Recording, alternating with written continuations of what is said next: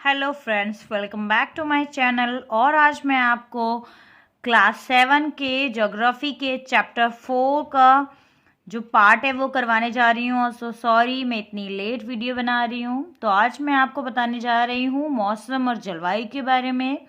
जैसा कि आप सभी जानते हैं कि मौसम और जलवायु क्या होता है, फिर भी हम इसे विस्तार से क्लास 7 के अकॉर्डिंग पढ़ेंगे। क्या आज वर्षा होगी? क्या आज दिन साफ होगा? क्या धूप निकलेगी? कितनी बार क्रिकेट प्रेमियों के मुंह से हमने बात सुनी होगी।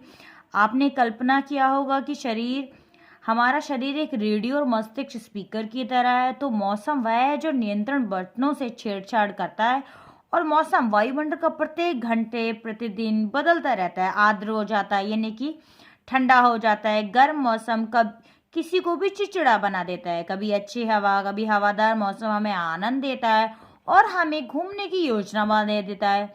मौसम नाटकीय रूप से प्रतिदिन बदलता रहता है, किंतु दीर्घकाल में किस स्थान का औसत मौसम उस स्थान की क्या कहलाती है? जलवायु। मौसम क्या होता है? निरंतर बदलता रहता है, परंतु अगर वो मौसम एक जैसा ही रहे, मतलब एवरेज रहे कुछ टाइम के लिए औसत, तो वह जलवायु कहलाता है। क्या आप समझ गए कि मौसम का क्या मतलब है? अब हम चलते हैं तापमान की ओर।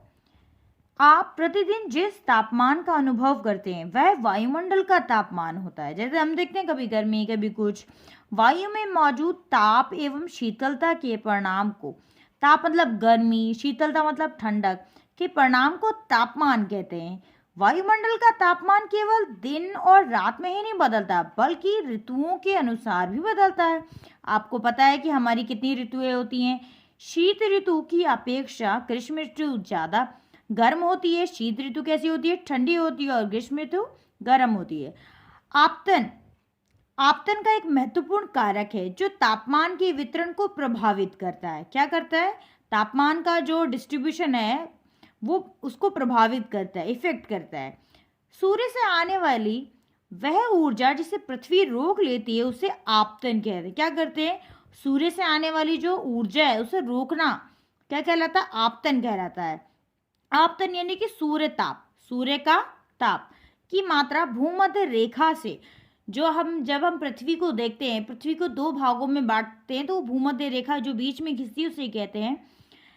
रेखा से ध्रुवों की ओर कटती है। किसकी ओर कटती है? ध्रुव। हम देखते हैं ना कि हमारी पृथ्वी जो होती है वो दो भागों में बटी होती है। भूमध्य सागर मतलब हम कह सकते हैं कि काल्पनिक रेखा है, उसमें हम ऊपर की तरफ जाएंगे तो उत्तरी ध्रुव होगा और नीचे की तरफ जाएंगे तो दक्षिण ध्रुव होगा।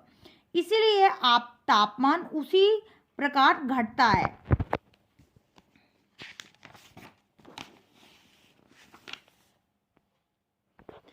क्या आप समझ गए हो कि ध्रुव बर्फ से क्यों ढके होते हैं? यदि पृथ्वी का तापमान अधिक बढ़ जाता है, यानी कि अगर गर्मी बहुत ज्यादा हो जाए, तो यह इतनी गर्म हो जाएगी कि यहाँ कुछ फसलें उग ही नहीं पाएंगी।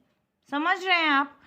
गांव की अपेक्षा नगरों का तापमान बहुत अधिक होता है, और दिन के समय में एसाफेल्ट से बनी सड़कें, कंक्रीट देखते हैं ना, एवं धातु कंक्रीट से बनी भवन, ग्राम गर्म हो जाएंगे, और रात के समय यह ऊष्मा मुक्त हो जाती है। नगर के भीड़ वाले ऊंचे भवन गर्म वायु को रोक लेते हैं। क्या करते हैं? वायु को रोक लेते हैं, जिससे नगरों का तापमान बढ़ जाता है, हवा जा नहीं पाती। वायु दाब। यह जानकर आपको आश्चर्य होगा कि वायु हमारे शरीर पर उच्च दाब के साथ बल देती है, यानी कि प्रेशर करती है, किंतु हम उसका अनुभव नहीं कर पाते। ये इसलिए होता है क्योंकि वायु का दाब हमारे ऊपर सभी दिशाओं में लगता है और हमारा शरीर विपरीत बल लगाता है। क्या करता है? अपोजिट में जाता है। ठीक है। अब पृथ्वी की सतह पर वायु के भार द्वारा लगाया गया दाब वायु दाब कहलाता है।